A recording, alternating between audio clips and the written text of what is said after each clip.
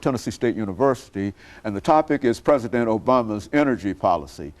Dr. Sharpe, let's allow you to continue that excellent explanation you were giving us in reference to some of the choices that are out there, and to pick up and inform us further. Right.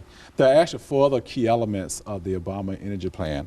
And the other one talks about putting in place 1 million plug-in hybrid cars on the road by 2015. And the other thing they want to do is to establish a national, what they call national low carbon fuel standard.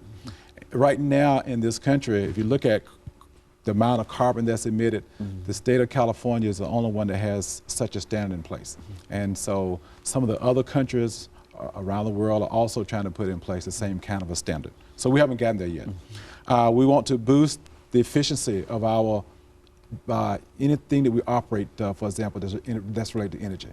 Our refrigerators, our dishwashers, the washing our homes machines, itself, everything. We want to boost that. And then the other thing they want to do is weatherize 1 million homes a year. That's our intent, to weatherize 1 million homes a year. And then they want to develop and deploy what they call clean coal technology. And that's an important issue for the Obama administration. And then the last but not least is they want to address climate change because they believe that climate change or the emissions that we have in this atmosphere are causing our climate to change drastically. And so those are the key components of this plan. Well, let me raise a question in reference to what I'd like to, do you have any additional information with the weatherization project there? Say something in reference to that, what that means in terms of the people, you understand what we're saying? Weatherization, first of all, has been around for a long time. Even as a student when I was at North Carolina A&T in the early 70s, we had a couple of projects funded by the Department of Energy to weatherize homes. And so in actuality, what we would do was go in and have them to actually track the temperature of their homes, and we would go in and kind of put insulation around the doors, around the windows, and all those kinds of things. So those are the key components of any weatherization program, to make sure that your windows are set up so that you don't lose a lot of heat outside the windows. A lot of times when you open the door and if you put a little candle at the base of the door, you see the candle blow out. That means then that wind is coming in, and so you're losing energy through that door as well. So those are the specific things that's included in the weatherization program. Now, do you think now, do you see any place there where people can be put to work? And I think you mentioned something about over 10 years. Okay, let me talk about, first of all, what the president done so far as relates to that. And what I want to talk about is some of the progress that has been made.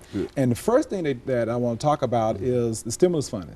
If you think about the stimulus money that we have, a lot of that was geared towards helping the economy. And there are some basic things that has been done. And then the president did a couple other things as well.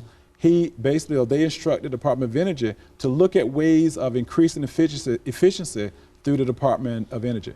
And then last but not least, there are a couple other things that the president has done.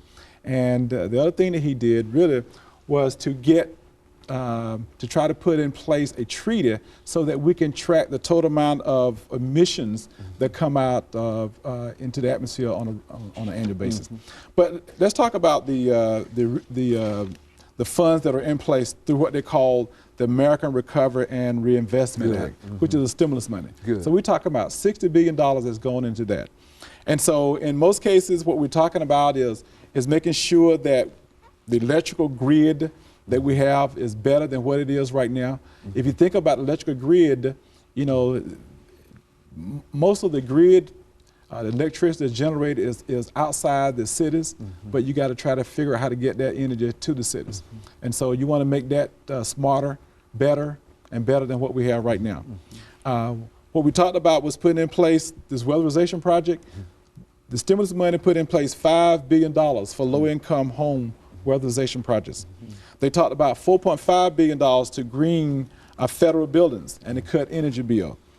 And $6.3 billion for state and local renewable energy and energy efficiency projects. So these things have already been These things underway. are already underway through the stimulus funds. They're talking about a training program to get people trained to be able to do these kinds of things.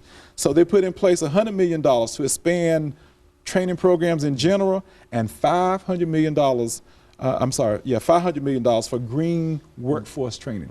So these are specific things that the president has done. Now, I will say this. The president, as I see it, the focus and the basic principle behind what he's trying to do is that his goal, I think, is to try to get all of the American people to buy into these things. When you start talking about change, change doesn't come easy.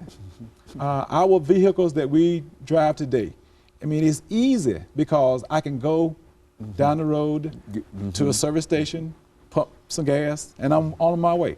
There's a network of things that are in place to ensure that I can easily get gas in my vehicle. Now, if I start going to a hybrid vehicle, for example, electric vehicles, how do I get energy? How do I get electricity? Is there a big enough battery? How do I get that battery restored on an annual basis, regular basis? So those are the kind of issues that we have to address as it relates to any new energy plan or policy.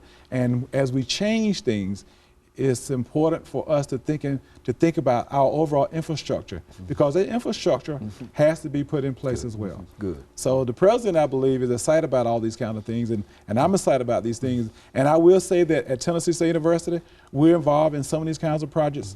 Our faculty are involved in energy projects on a regular basis, especially in our college